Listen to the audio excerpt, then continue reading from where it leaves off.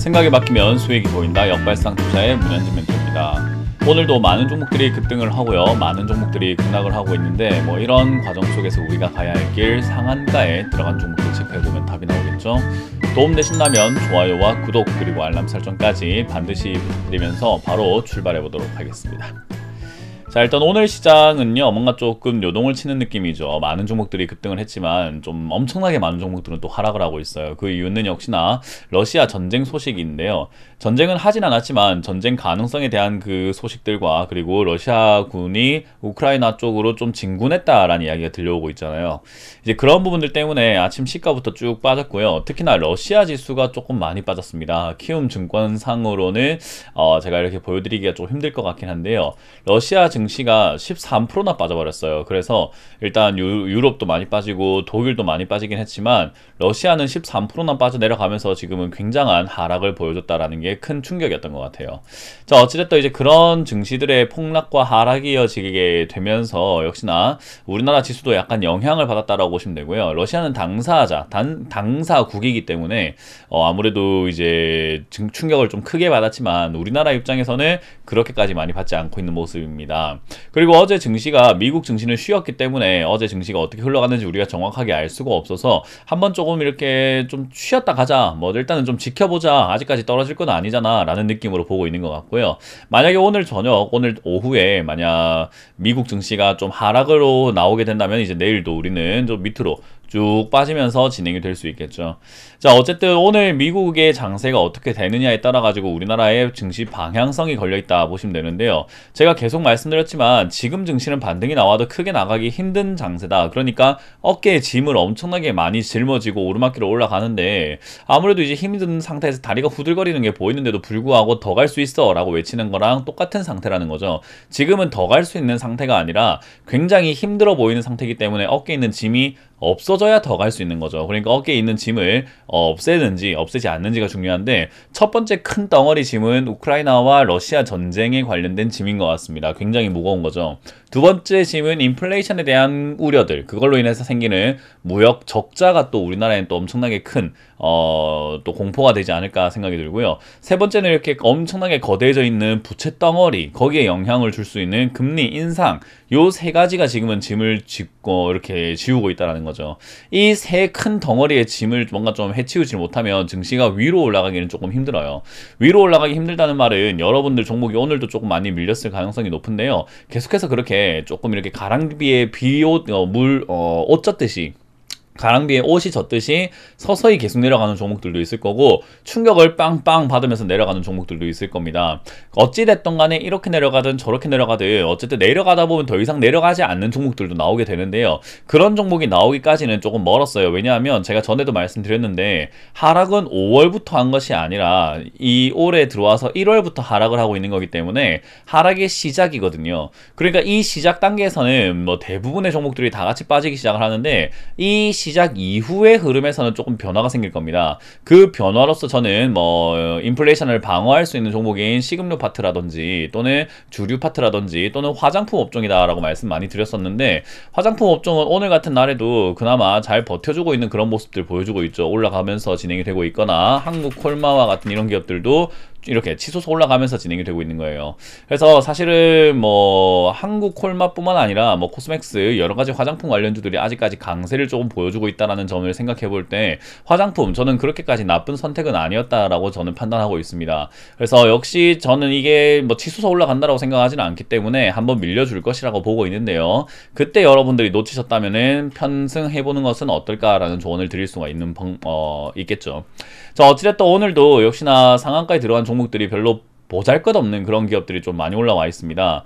보면 GSE가 상한가에 들어가 있는 모습, 이스타아시아홀딩스 그리고 알파홀딩스까지 이렇게 세 기업이 상한가에 들어가 있는데 이 세 기업 모두 평소에 우리가 거들떠보던 그런 기업들까지는 아니에요. 근데 이렇게 급등되어 있다는 모습이 나왔고요.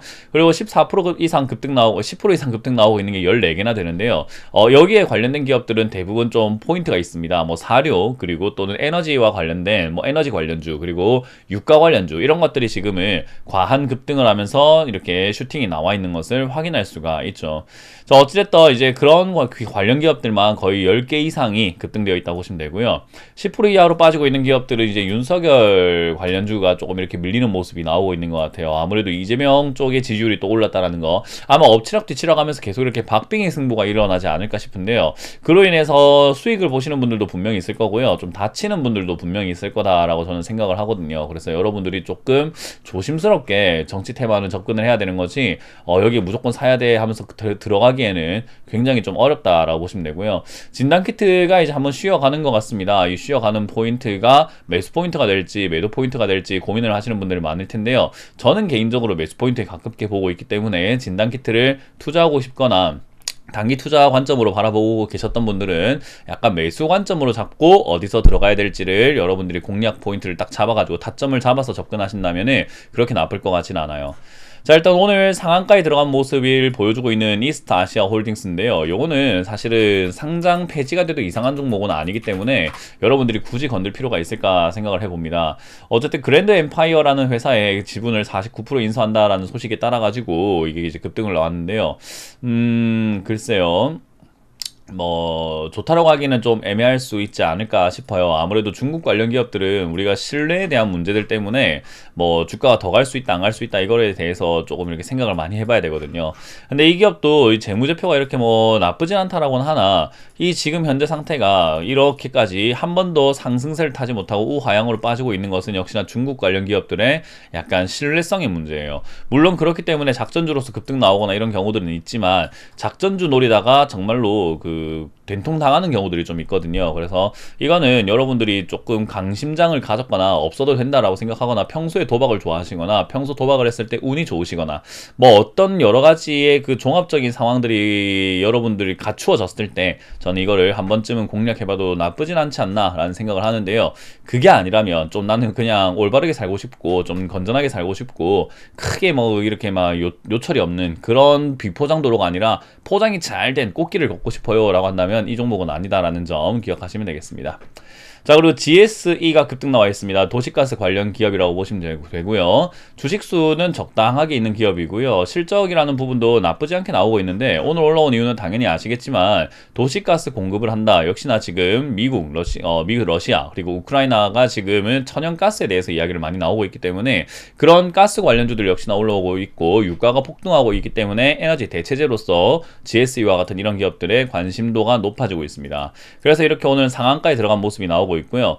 상한가에 올라갔지만 역시나 아래 꼬리가 달려 있다는 점을 생각을 한번 해볼 때 엄청나게 폭등하면서 추가 상승이 나올 수 있을까라고 했을 때는 그건 아닌 것 같기 때문에요. 저는 이거를 이제는 역시나 매도 포인트를 잡는 것이 맞지 않나라는 생각을 해보게 됩니다. 그래서 요거를 저는 분할 매도를 통해서 깔끔하게 수익을 챙겨내시길 좀 추천드려 보도록 하고, 과한 욕심은 역시나 좋지 않다 그렇게 말씀드려보고 싶네요.